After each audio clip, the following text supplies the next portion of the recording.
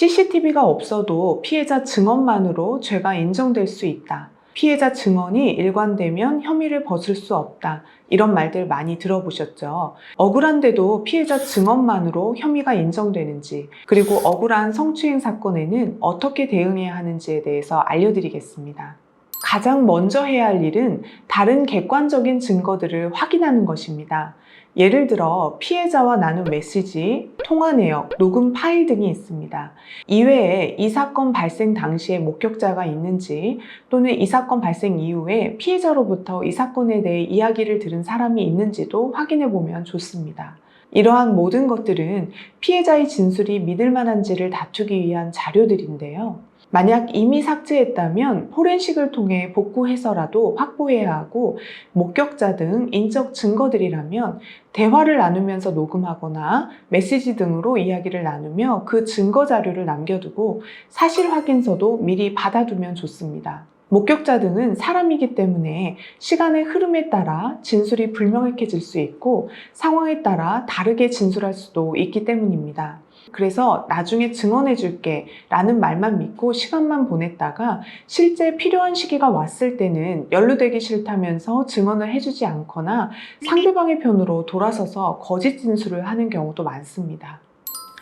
네, 피해자의 증언만으로도 혐의가 인정됩니다. 성범죄 사실을 인정할 증거로 피해자의 진술이 유일한데, 피해자의 진술이 일관될 때에는 피해자의 진술이 신빙성이 있다, 즉 믿을만 하다라고 판단하고 이를 근거로 하여 유죄 판결이 내려지고 있습니다. 증거가 없으니 안 했다고 잡아떼면 되지 않느냐라고 말하는 분들이 참 많은데요. 피해자의 진술 또한 증거입니다. 또한 성범죄 사건은 대부분 목격자나 CCTV가 없는 곳에서 범해지고, 따라서 피해자의 진술이 유일한 증거인 경우가 많은데요. 이러한 피해자의 진술에 신빙성이 있는 경우, 즉 믿을만 하다는 판단이 내려지는 경우에는 내가 아무리 부인해도 유죄 선고를 받을 수 있습니다. 이러한 경우에는 피해자 입장에서 부인하는 가해자를 괘씸하게 생각해서 합의를 안 해주는 경우도 많기 때문에 내가 어떤 입장을 취할지는 매우 신중해야 합니다. 따라서 이 부분에 대해서는 변호사와의 상담을 통해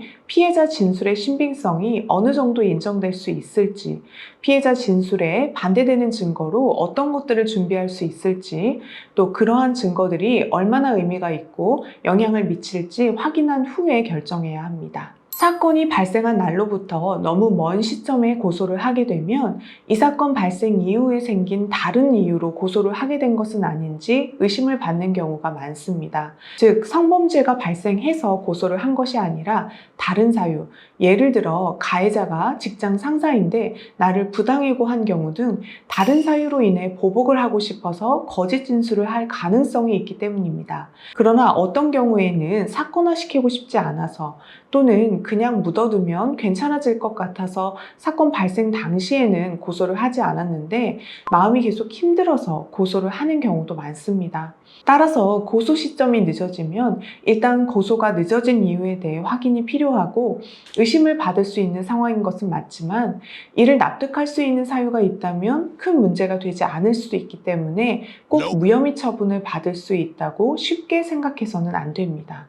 무죄가 나왔으니 무고죄로 고소하고 싶다는 말씀을 많이들 하시는데요. 무죄 또는 무혐의 결정이 났다고 하더라도 무고죄로 처벌받는 것은 아닙니다. 즉, 당연히 고소를 할 수는 있으나 고소인이 무고죄로 처벌받기 위해서는 이 사람의 머릿속에는 A라고 인식 내지 기억하고 있는데 수사기관에서 B라고 말한 사실이 인정되어야 합니다. 즉, 무고죄도 형벌이니 입증이 되어야 처벌될 수 있고, 위와 같이 고소인의 머릿속에 A가 있다는 사실이 확인되어야 하는데 쉽지는 않습니다. 보통 제가 처리했던 사건들은 고소인의 진술이 거짓이라는 객관적인 증거들, 문자 내역, CCTV 등이 있거나 이 사건 발생 이후에 고소인이 주변인에게 사실 피해는 없었지만 돈을 받기 위해 고소를 했다는 취지의 이야기를 했고, 그 주변인이 협조가 가능한 경우들이었습니다.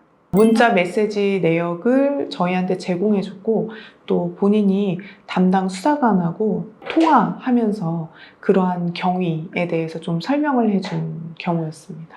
피해자의 진술이 유일한 증거인 경우 피해자 진술이 믿을 수 없다라는 점을 증명하는 것은 사실상 매우 어렵습니다.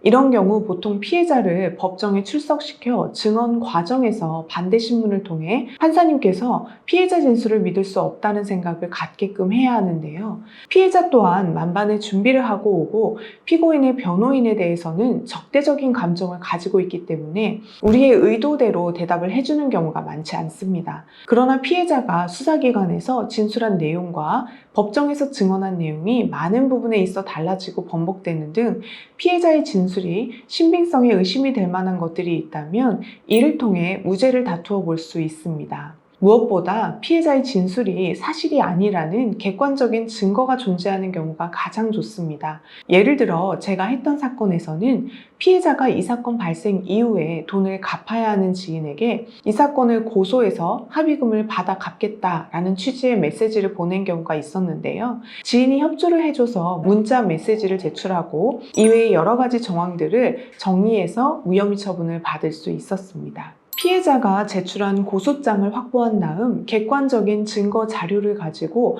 변호사와 상담을 받아봐야 합니다. 성범죄 사건에서 피해자 진술의 신빙성이 인정되는 한 무죄나 무혐의를 받는 것은 쉽지 않은 일이고 이는 변호사의 도움 없이 혼자서는 하기는 어렵습니다. 변호사와의 상담을 통해 피해자의 진술의 신빙성을 없애기 위해 추가적으로 어떤 자료를 어떤 방식으로 마련하면 될지 조언을 받으며 이후 마련된 자료들을 가지고 어떠한 방식으로 대처해가면 좋을지 도움을 받는 것이 좋습니다. 오늘 성범죄 사건에서 피해자의 진술이 유일한 증거일 경우 어떻게 대처하면 좋을지에 대해서 말씀을 드렸는데요.